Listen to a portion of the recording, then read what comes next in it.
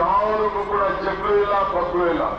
ಇವತ್ತು ನಾನು ಹೇಳ್ತಾ ಇದ್ದೀನಿ, ಜನತಾದಳ ಬಿಜೆಪಿ ಯಾರೇ ಇರಲಿ ಅವ್ರು ಹೇಳ್ತಾ ಇದ್ದೀನಿ, ನನ್ನ ಮನೆ ಬಾಗಿಲು ನನ್ನ ಕುಟುಂಬದ ಬಾಗಿಲು ಎಲ್ಲರೂ ಕೂಡ ತೆರೆದಿದೆ. ಇವತ್ತು ನಾನು ವಿದ್ಯಾಭ್ಯಾಸಕ್ಕೋಸ್ಕರ ಬೆಂಗಳೂರಿಗೆ ನಮ್ಮ ಅಪ್ಪ ಅಮ್ಮ ಸೇರಿಸಿದ್ರು.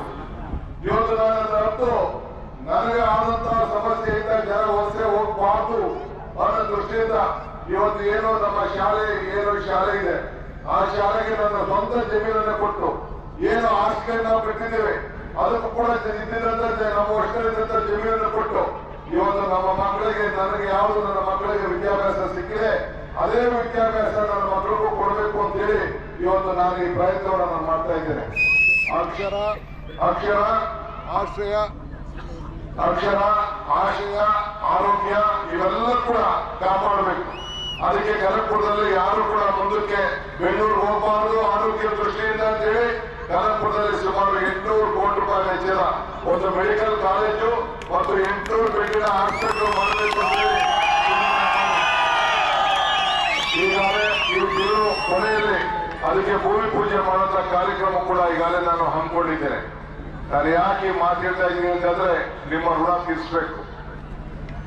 ಭೀಷ್ಮ ಧರ್ಮರಾಯಗಳು ಮಾತಾಡ್ತಾನೆ, ನೀ ಋಣವನ್ನು ತೀರಿಸಬೇಕಾದ್ರೆ ತಂದೆ ತಾಯಿ ಋಣ, ಗುರುದೇವರ ಋಣ, ದೇವರ ಋಣ, ಸಮಾಜದ ಋಣ, ಈ ಋಣವನ್ನು ತೀರಿಸಬೇಕಾದ್ರೆ ಧರ್ಮದಿಂದ ತೀರಿಸಬೇಕು ಅಂತೇಳಿ. ಹಾಗೆ ಈ ಊರಿನಲ್ಲಿ ಎಷ್ಟು ದೇವಾಲಯಗಳಿದೆ, ಎಷ್ಟು ಶಿಕ್ಷಣ ಇದೆ. ಈ ಊರು ನೀವೆಲ್ಲ ಎಷ್ಟೋ ಜನ ಹಿರಿಯಿದ್ದೀರಿ, ಈ ಊರು ಹೆಂಗಿತ್ತು ಈಗ ಹಂಗಿದೆ. ಇವತ್ತು ಟೌನ್ಗಿಂತ ಯಾವ ಕಡಿಮೆ ಕೂಡ ಇಲ್ಲ. ಕುಡಿಯೋ ನೀರಿರ್ಬೋದು, ರೋಡ್ ಇರ್ಬೋದು, ಚರಂಡಿ ಇರ್ಬೋದು, ಎಲ್ಲ ವ್ಯವಸ್ಥೆಯನ್ನು ಕೂಡ ಏನೆಲ್ಲ ಬೇಕು ಆ ವ್ಯವಸ್ಥೆಯೆಲ್ಲ ಕೂಡ ಈಗಾಗಲೇ ನಾನು ಮಾಡಿಕೊಟ್ಟಿದ್ದೇನೆ. ವಿದ್ಯುತ್ ಶಕ್ತಿ ವಿಚಾರ ಇರ್ಬೋದು, ನಾನು ಒಂದು ಅಂತ ಹೇಳಂಗಿಲ್ಲ. ಎಲ್ಲ ಸಂದರ್ಭದಲ್ಲೂ ಕೂಡ ನಿಮ್ಮ ಬದುಕನ್ನ ಹಸಿರು ಮಾಡಲಿಕ್ಕೆ ಇವತ್ತು ಕನಕಪುರ ರೋಡ್ ಕೆಲವರಿಗೆಲ್ಲ ಬೇಜಾರಾಗಿರ್ಬೋದು, ಆದ್ರೆ ರೋಡ್ ಅಗಲೀಕರಣ ಮಾಡ್ಬೇಕಾದ್ರೆ ನಿಮ್ಮ ಆಸ್ತಿ ಮೌಲ್ಯ ಎಷ್ಟು ಜಾಸ್ತಿ ಆಯ್ತು.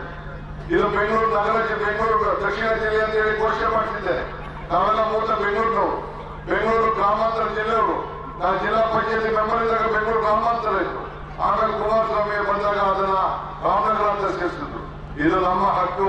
ಈ ಡಿ ಕೆ ಶಿವಕುಮಾರ್ ಅಂತ ಬದಲಾವಣೆ ಮಾಡ್ಕೊಂಡು ಸಾಧ್ಯನಾ? ತಂದೆ ಹೆಸರನ್ನ ಬದಲಾವಣೆ ಮಾಡ್ಕೊಂಡು ಸಾಧ್ಯನಾ? ಹೆಸರನ್ನ ಬದಲಾವಣೆ ಮಾಡ್ಕೊಂಡು ಸಾಧ್ಯನಾ?